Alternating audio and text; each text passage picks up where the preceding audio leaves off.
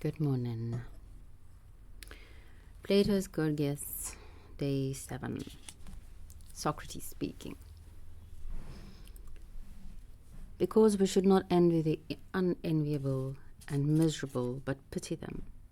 Pølus. What? Is that your impression of the man of whom I am speaking? Of course. Then you consider miserable and pitiable him who puts to death any man he pleases, and does so justly. No, not that, but he who is not to be envied either. Did you not call him miserable just now? The man who puts to death unjustly, my friend, and he is pitiable too, but he who does so justly is not to be envied. Surely it is the man unjustly put to death who is pitiable and wretched, so not the one who does injustice, but the one injustice is done to. This is the theme of the Republic.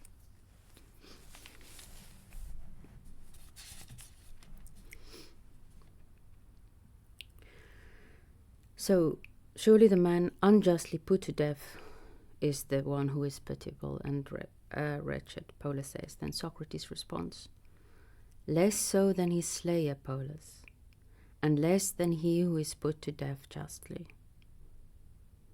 How is that, Socrates? Do keep in mind Socrates' own end. Socrates speaks. In view of the fact that to do wrong is the greatest of evils. Is that the greatest? Is it not greater to suffer wrong? Most certainly not. Then you would wish rather to suffer than to do wrong. I would not wish either, like a proper wise man. But if I had either to do or to suffer wrong, I would choose rather to suffer than to do it. This really needs to sink in.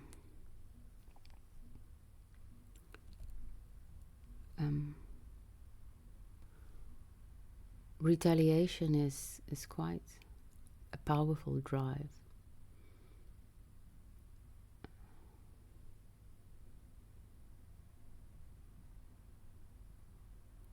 Offense being the best defense. And in a man-eat-man world, that is very easily the mode of being we fall into.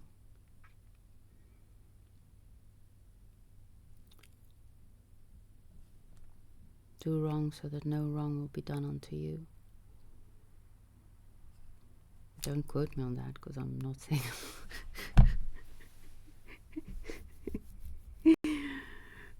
turn the other cheek. Then you would not be ready to become a tyrant, Pølus asks. Socrates, no, if by tyrant you mean what I do. Tyrant wasn't necessarily like the way we see it now, like one who most definitely does wrong. It was just a sole ruler, I think. I mean what I said just now, to be at liberty to do what I please in the state, to kill, to exile, and to follow my own pleasures in every act. Okay, I can see the power in that and how that can be very tempting.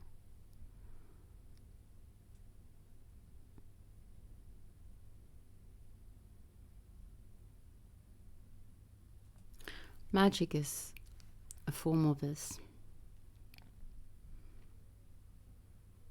It's, I think, that's why magic can easily be the antithesis of wisdom. Because it's a form of trying to grab power, and then by imaginary means, or not necessarily imagine, I don't know. Sometimes magic works. But it's often a form of control and manipulation, to kill and exile and to do your own pleasure in every act.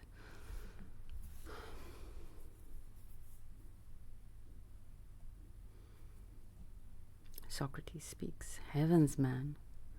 Let me have my say and then attack me with your arguments. Supposing I should meet you in the crowded marketplace with a dagger up my sleeve and say to you, Pōlus, I have just recently acquired a wondrous power, a tyranny. If I resolve that any of these people you see now should die, ye will be dead in an instant. There's magic. And if I decide that anyone should have his head broken, it will be broken at once. Or that his cloak shall be torn, it will be torn. So great is my power in this city. If then you disbelieve me and I showed you the dagger, you would, I imagine, say on seeing it, Socrates. In this sense, anybody might have great power, for in this way one might burn any house he pleased, yes, and the Athenian dockyards too, and all the warships, and any vessel, public or private. I have to think, the dagger makes me think of the dark one from Once Upon a Time, who does have magical power to kill and do as he please, and no one can hurt him. That's the crux. Our desire not to be hurt.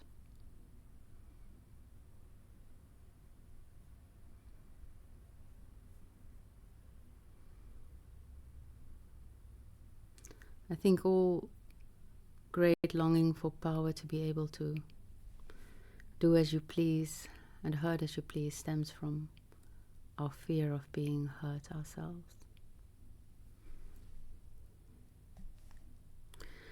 So Socrates still speaking, but after all, merely to do what one pleases is not to possess great power. Do you think so? Pōlus, not in the circumstances mentioned. Socrates, can you tell me then what fault you find with such power? Pōlus, I can. Socrates, what is it? Tell me. It is that a man who thus behaves must surely be punished. And is not punishment an evil? Certainly. Does it not seem to you, on the contrary, my strange friend, that when a man does what he pleases, if his action is accompanied by advantage, it is a good thing, and this apparently is the meaning of great power. But otherwise it is an evil thing and implies small power. Let us examine this point too. Do we not admit that sometimes it is better to do the things we have just mentioned, to kill men and banish and confiscate their property, and sometimes not?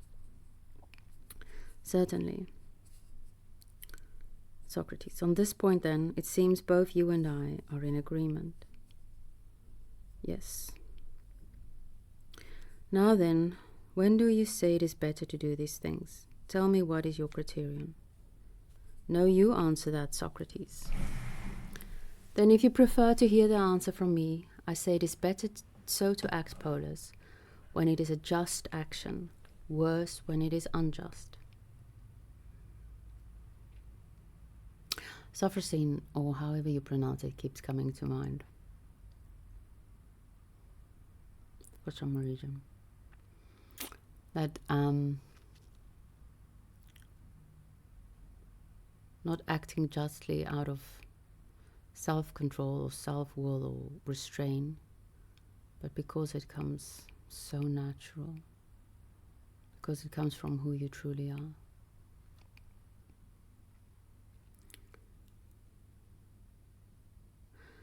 Socrates, then if you prefer to hear the answer from me, I say it is better so to act, Pōlus, than when it is a just action, worse when it is unjust.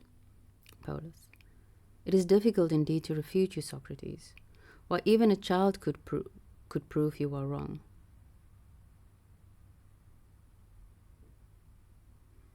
Socrates, okay.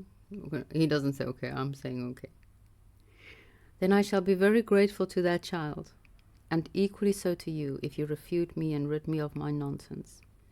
Be not wary of doing a kindness to a friend, but refute me. Pōlus, Well, there is no need to consult ancient history to refute you, for events that took place yesterday or the day before are sufficient to refute you and prove that many men who do wrong are happy. What events are these? You see that Archelaus, son of Perdiccas, is ruler of Macedonia. If I do not see it, I at least hear it. How do you consider him happy or wretched? Now do you consider him happy or wretched? I do not know, Pølus. I have never met the man. What, must you have met him to know? Can you not judge offhand that he is happy? Okay, indeed, I'm totally backing Socrates on this one. No, indeed, I cannot. Obviously, then you will say that you do not know whether the great king himself is happy. And I shall be telling the truth, for I do not know how he stands in education and justice. What? Does happiness rest entirely upon this? Yes, in my opinion, Pølus. For the man and woman who are noble and good, I call happy. But the evil and base I call wretched. I wonder if the woman is actually in the original text. That would be nice, if a woman is at least mentioned once in a positive light. Yes, in my opinion, Pølus, for the man and woman who are noble and good, I call happy. But the evil and base I call wretched. Wretched, that's a good word. Then according to you, Archelaus is wretched. If, my friend, he is wicked. Wicked? Of course he is. He had no claim to the power he now enjoys, being the son of a woman who was a slave to Alcetas, the brother of Perdiccas, and by rights he was the slave of Alcetas.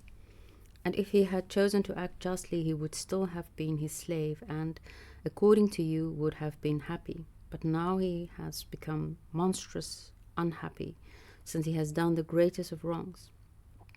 In the first place he sent for his master and uncle of his, ostensibly to restore to him the power of which Perdiccas had deprived him, and then entertained the man and his son Alexander, who was his own cousin and about his own age, and after making them drunk he flung them into a wagon, took them away by night, and made away with them by murder. And these crimes he committed without realizing that he was the most wretched of men, and felt no regrets. But a little later, so far from wishing to become happy by justly bringing up the rightful heir to the throne, his own brother, the legitimate son of Perdiccas, a child of about 7 years, and restoring the throne to him, he threw him into a well and drowned him, and then told the child's mother, Cleopatra, that the boy had fallen in and killed himself while chasing a goose. And so now, after committing greater crimes than any in Macedonia, he is the most wretched, not the happiest of all Macedonians. And I suppose there are other Athenians besides yourself who would prefer to be any Macedonian rather than Archelaus. Politics never changed, it seems. At the very beginning of our discussion, Pølus, Socrates said, I praised you for being, in my opinion, well trained in rhetoric, though you had neglected dialectic. Okay, so that word is super salient to me. Oh, look at the time. I don't know if it's relevant. Let's see.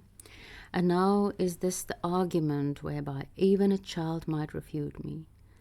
And have I now, as you imagine, been refuted by it when I claim that the wrongdoer is not happy? How so, my good fellow? Indeed, I do not admit a word of what you say. You refuse to, though you really think as I do. Okay, long speech of Socrates is following, so I will stop it there.